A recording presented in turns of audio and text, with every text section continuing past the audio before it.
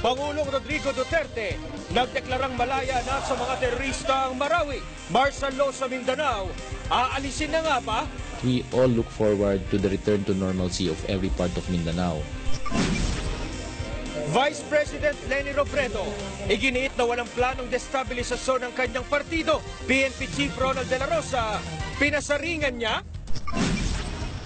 Publiko, mas naperwisyo raw sa pagsuspinde ng klase at pasok sa gobyerno kaysa sa transport strike.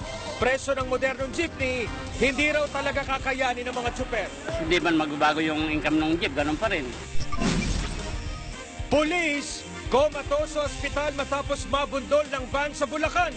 Napaka-dedicated po sa trabaho. Hindi ko po nasabi na nasa trabaho siya na ganun po nangyari sa kanya. Buntis, arestado matapos kumain sa isang karinderya sa Laguna. Ang ipinambayad niya kasi isang sachet ng shabu.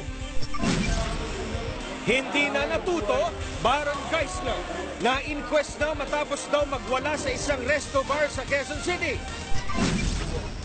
Senador Manny Pacquiao, inudyok na pumili lang ng isa, politika o boxing. Sunod na laban ng pambansang kamao, hindi pa rin malinaw.